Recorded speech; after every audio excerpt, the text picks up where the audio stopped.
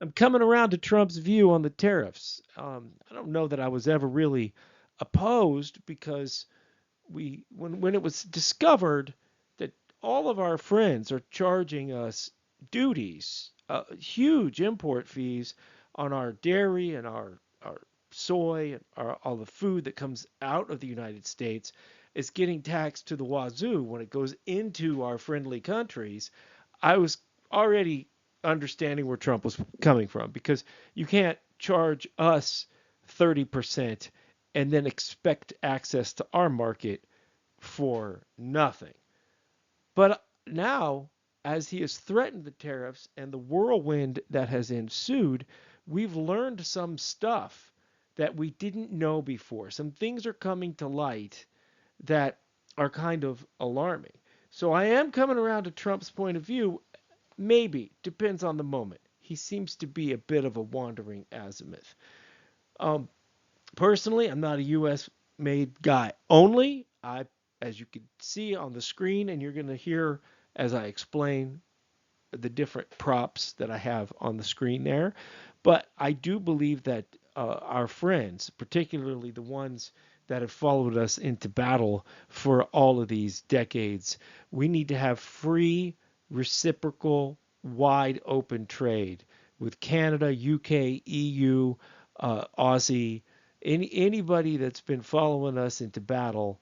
Uh, we need to treat them right, and they need to treat us right too, but they need to make their stuff in their countries or with stuff from the good countries.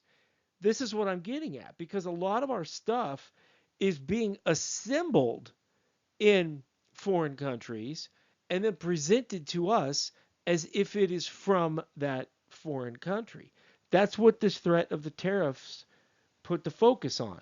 My focus is on watches right now because with guns, we aficionados know exactly where our guns come from and the story and the histories behind the guns. We know where our ammo comes from. If we're buying something imported in the firearm industry, particularly if you're I guess you would say a collector aficionado, somebody who's really into it, you know that the Glock is an Austrian company. You know that H&K is a German company. And until very recently, H&K was all imported. It was actually made in Deutschland. So people are cool with that. We're not uncool with that. We're cool with our weapons coming from even other lesser countries. Personally, it was never intended. I never started out looking for anything but the best gun for me and the best holster for me. And my everyday carry, my go to rig, my main squeeze is a CZ75D in a Falco holster. That's a 100% European rig right there. My pistol is made in the Czech Republic, and that holster is made in Slovakia, 100% made in Slovakia from Italian leather, because it's the best stuff. And I think it's kind of cool. I think it's cool to own European rigs, European stuff like that.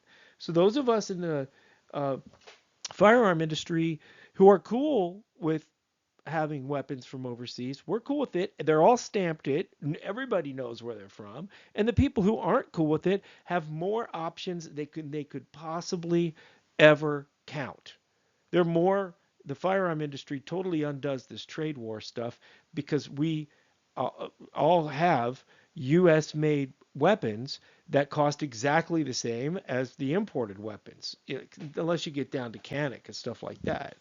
But with watches, though, watches is a totally different story, and it mirrors the rest of the durable goods that we buy a lot more than guns and ammo. With the rest of our durable goods that we buy, even our cars, I think it was the Ford Ranger. At one point, the frame was built in one country, then it stopped in the Philippines and got wires, then it stopped somewhere else and got this.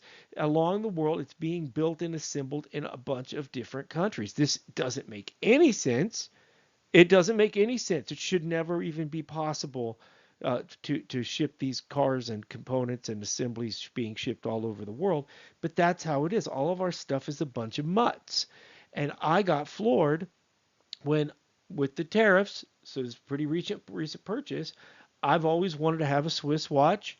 I generally default to Seiko. I believe the Seiko is a very honorable company that even if they are building things in other countries, it's still from their factory. So they're called vertically scaled. So they do everything soup to nuts.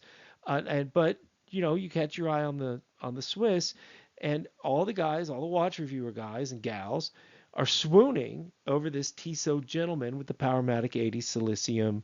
I've been eyeing it for a while, and when Trump comes out and says he's going to charge 30% import duty from on Swiss watches because Switzerland's charging us 30% on wheat. You can't have your cake and eat it too, guys. Sorry, yodel hee ho. You need to drop your tariffs if you want us to drop ours. Just saying.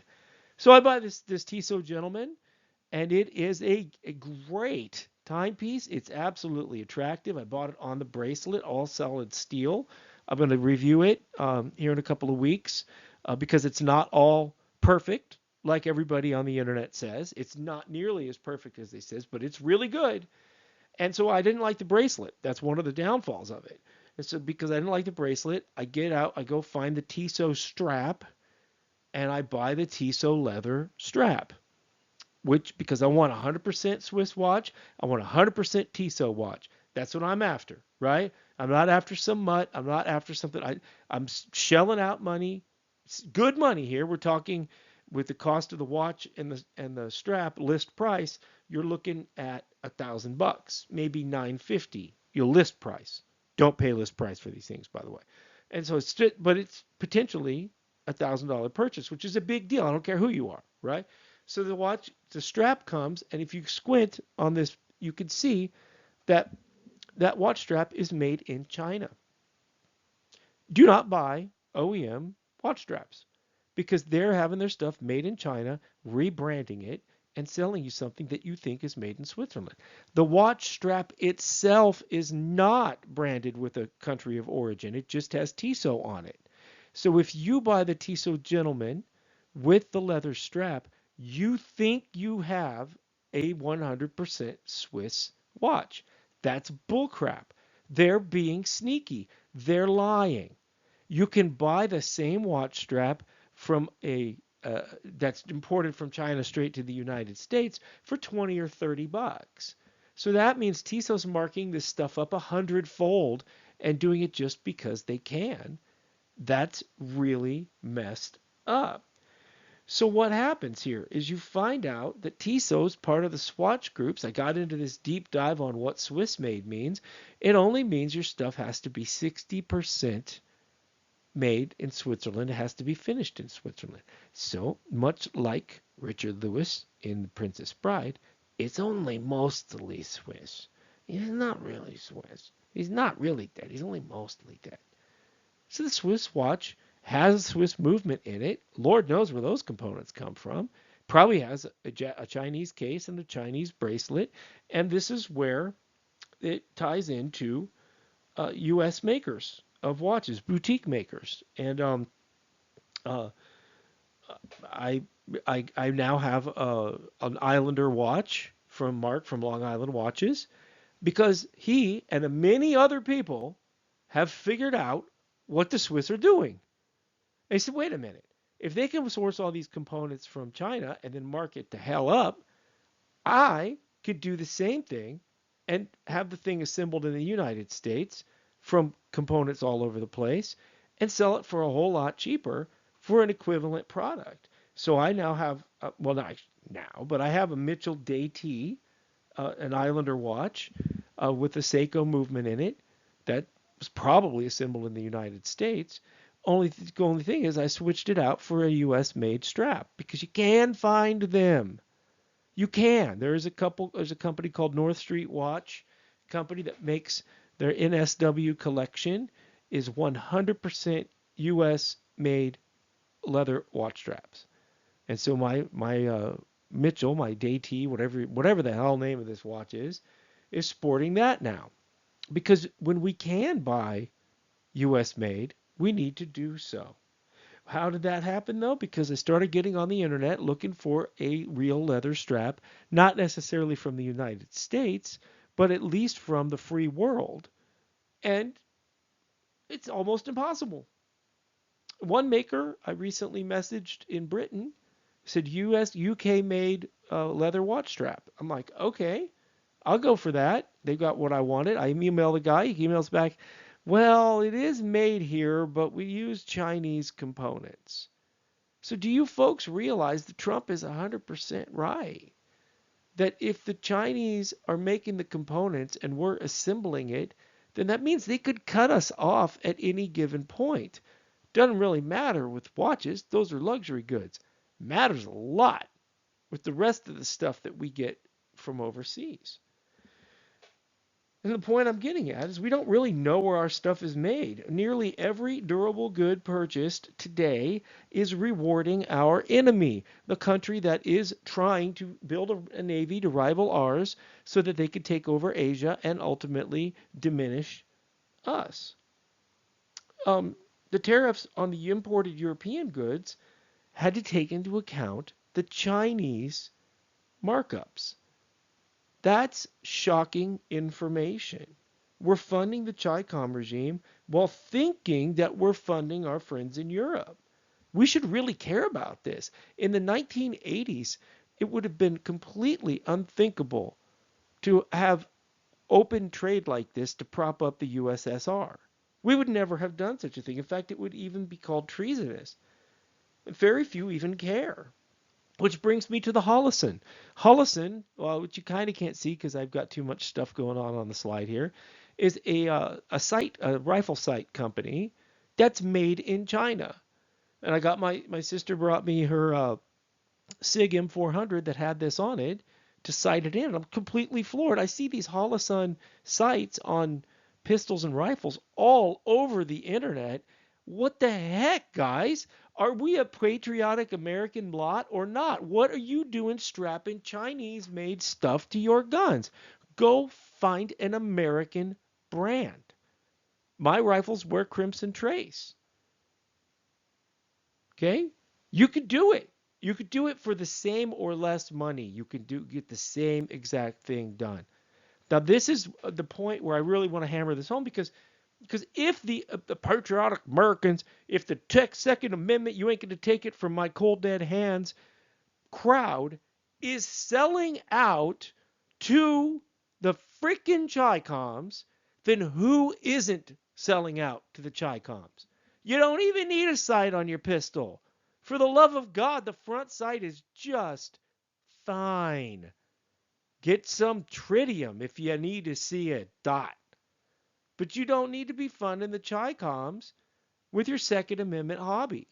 Have some freaking self-respect.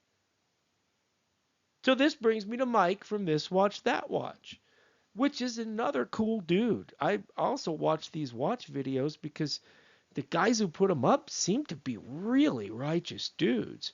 And Mike was talking about the controversy, how China is now bragging that they make the Swiss watches. China's coming out and saying, look, you guys don't need to buy from these Chinese luxury good makers.